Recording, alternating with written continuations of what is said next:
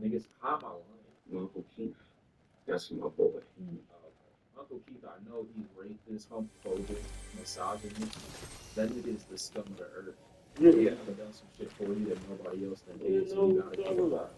But I know what he's about to say. Your uncle was a nigga named Keith from what, like the 1960s?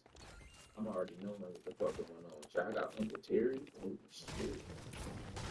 You gotta love him, man. You don't have to, I do. Taught us how to hoop. Had an Audi by 2003 in Watts. You know, that's rare. As far as the Olympics, right? It's only like different things. It's Terry. I said Terry. But what did you say? Uncle Keith? I guess Keith gay. I think Keith gay. All right. Selfish. Don't fight for both. What the hell? What the hell did I just watch? I didn't know some shit in my life. I didn't hurt significant. Every time I done done something, I'll be like, yeah, you that nigga. I think about Uncle Terry, I'll be like, yeah, nah, that's that nigga still alive though. Uncle Terry killed Tupac. Shit, maybe. Is self-love a message for everyone, or should some people hate themselves? Some people should for sure hate. True. You should acknowledge that and just move forward, knowing that we gotta deal with this like fucking time. Hell yeah, nigga. What advice do you have for Americans struggling to stay sober in a dystopian police state? The police. Keep drinking. Music has always brought people together. What's a song that could fix the growing conflict in the Middle East? Shit.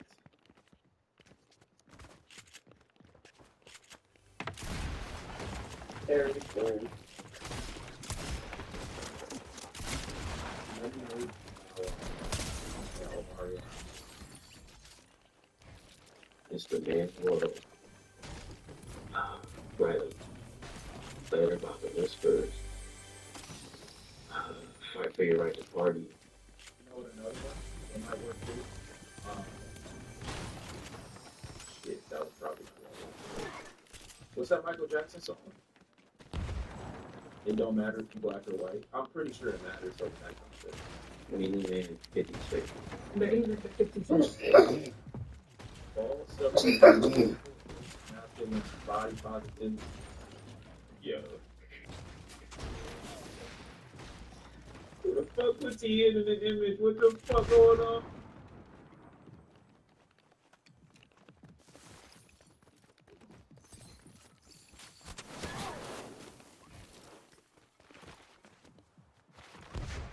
Well, I like anybody talking about rap and TV. You away with there. Rap the cheese. I don't know. He watched the whole thing. You can't. This is a video that you cannot watch in full and then be normal actions. This was set up over the head. I know it. But rap music no longer charting in the way that it once was over the past decade. Yeah, Rupert, bro. In 2025, Billboard did some irreparable damage to hip hop discourse with this one. They know what they was doing too. what is often brought up is rap music these days is really repetitive, really negative, very dark, pulls from a lot of the same musical ideas, flow patterns, and also, and this is a very interesting one, the themes don't align with the life that I'm living and the way that I see the world. Someone who grew up listening to hip hop and rap, recently I completely stopped listening and indulging in that field of music. What you can waste talking about it? My people are disappointed me so strongly in this conversation because the last 2 months, I haven't been. But you're saying, Very inspired to talk about investment and drugs.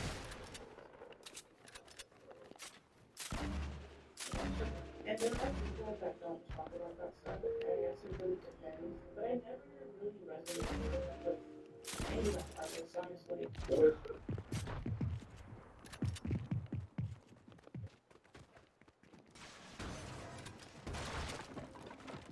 oh, okay.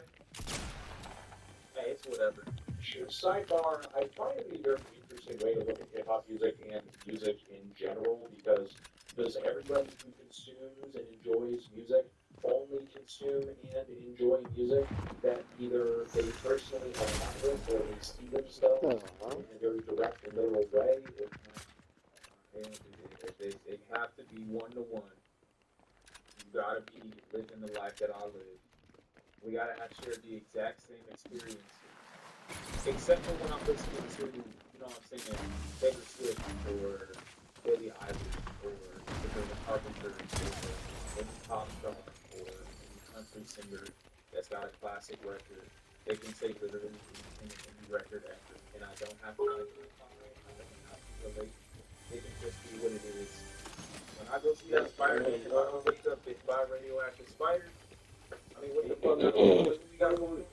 And while personally I enjoy a lot of genres of music or music sake for the sake of sonic and textural aesthetics, I actually enjoy hearing a lot of music that represents points of view and experiences They got walks of Richard life King. that are not my own. When it's pulled off best, it can actually do a lot to convey feeling or points of view I would have otherwise considered, or on some level lend me a little bit of insight into a world I have no connection to. I'm sure you've already figured it out, but it seems like most of the people who are wholeheartedly hopping on this rap fatigue trend have a very limited view of the genre because the number of artists or subgenres within the genre itself that they're listening to is very narrow, very limited. Oftentimes, it is the most widely accessible, popular, viral. Moneybag Yo, 21 Savage, Drake. You're not going to find a whole lot of room for versatility, variety, nuance. And I would love for people to start understanding that it's designed that way because when you get to a certain stage as a musician, not even as a musician, it's more about the monopoly that labels have over the music industry. Their bottom line is their bottom line. It's not about artistic endeavors or this and that. It's just about how much profit can we make, and we're going to gear our artists towards a way of creation that makes us most profitable, and that's it. So you're more likely going to hear music that's reminiscent of one another. They literally give people writing teams to go through a list of people that will write their songs for them and say, hey, let's do things that are a bit more familiar that we know people are already going to enjoy, so there's no risk of a loss of profit or revenue when this person ultimately drops whatever music that they put out. It's not designed to give you the biggest creative juices, like on set of the brand new, most innovative thing. But again, even when you hear it regurgitated and reused constantly, the same melodies, the same vocal inflections, the same vocal styles, you hear pop, they don't say anything. When a rapper says something reminiscent, or you hear the same track, quote unquote, all of a sudden, all hell gotta break loose. But this is the way that the mainstream is made. It's not meant to give you anything that's insane. This lack of attention span, number one, and this lack of ability to go find things that you actually like that are worth feeding your own like money into is staggering to me. We're like the only generation or the only group of people that complain about like how bad capitalism is. They refuse, and I know that's not the same people that are having this conversation. I know, but they're also refusing to put in any sort of effort to go find things that they're genuinely interested in. Like the amount of effort that you need to put into finding something that you actually find enjoyable that isn't just handed to you by a company that's supposed to make money off of you. Like, what do you think you're gonna? Like, what do you think is gonna happen? How do I find new music? I go Bandcamp. I go to record shops, and there's a lot of music on these sites or a lot of music on these platforms that isn't available on streaming. Like artists haven't made. It's not. There you go. Artists haven't made a lot of their music that you can find in these areas or in the spaces available on streaming platforms. And I think that's another great way to engage with music that is less likely to be quote unquote tainted by having to go through this same system that the music labels basically take every or want to take every artist through the task of having to go through, so they'll ultimately have to feed into the same system. You can find a plethora of artists just by looking through people that release their music independently. I'm a big advocate for Bandcamp, though, by the way. I'm gonna just be honest. I'm a big advocate for Bandcamp, SoundCloud, even though I'm not a big, lover of the platform or the way that they use their interface or have their interface. I'm a big fan of going into music stores yourself and just looking through CDs and records or whatever the case is. I just think it's easy. It's fun to use streaming services. can still find new artists on streaming platforms. You can go through recommended. You can go through the bottom of the list on each person that you see and get 5 to 10 additional artists that are recommended. You should not be able to so readily or easily access anything at the drop of a dime. And I think that easy access has made people lazy in a lot of instances. And I think that's also led them to a world where everything is offered to you where you literally don't have to feed into anything. Like when we had to find music on LimeWire and on DatPiff and on basically any illegal, allegedly, website, we were looking through these websites for hours. We were looking through these apps for weekends at a time. And when you finally got that like one record, it was like a cherishable moment because you knew you weren't gonna hear it on the radio. You knew you weren't gonna see it sold at a Best Buy. You knew you weren't gonna see it sold in a music shop. You knew it get made. It's not even that it was used. It was just more like I just found a trend. Hey, last I had day. to work for Got it. beat It did. again. And I feel like by Go default, boy. that connected people to the music they were listening to way more. And I'm not saying that streaming don't have its benefits. It obviously does, but the lack of connection to the music is really, I feel like, just in how easily you're able to access it.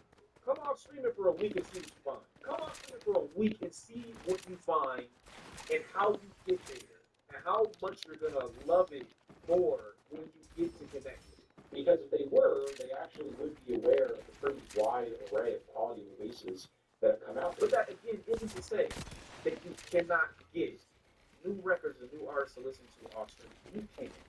It's so easy. In fact, it's probably easier to find new artists to listen to on streaming platforms. Like the way that even Apple Music has the system set up, recommendations for an artist, even if they're popular, literally punched on the bottom of the page for the artist. Like they're everything. I don't know how you wouldn't be able to find a new record to listen to, or a new artist, or a new this, or a new that. Sure. So I have to ask, is it really rap music that you're familiar with, or you know, just playing the same crap over and over and over? You know, this also shows me that a lot of rap fatigue complainers don't spend a whole lot of time listening to maybe other genres, because if they did, they would see they're also The same complaints that you have about rap in the mainstream you would have about the other ones if you listen to all very copy and pasted trends and cliches running across a lot of stuff that you see on the charts when you look at the genre that's and that's what it just makes me so upset, especially when you're black and you're racist. Oh my god. Like you ought to know better. You already know where this comes from.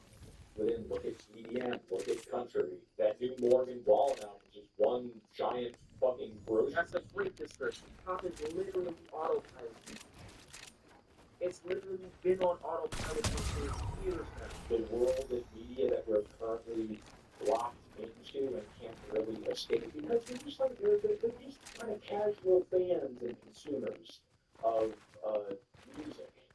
And as a result, they're going to just kind of like enjoy without thinking too much of it, whatever is handed to them by the algorithm. If we were taking the clock and pulling it 20 years back, they would just be enjoying casually and passively what was handed to them on the radio, which is fine. There's nothing inherently wrong with being that kind of consumer. Well, I don't think there's anything wrong with being that, and I'm sure he's probably going to get to how, especially if you're not trying to be a part of the conversation, then it really is no harm, no foul. But the issue that I have is the access people have now.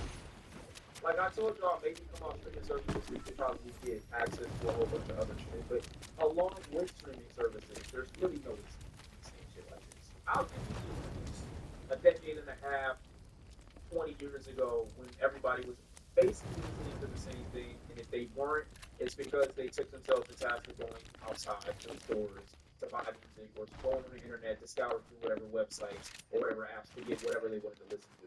But right now, bro, you're in an ecosystem where you literally don't even have to pay for the newest music that comes out as it releases from artists that you claim are your favorite.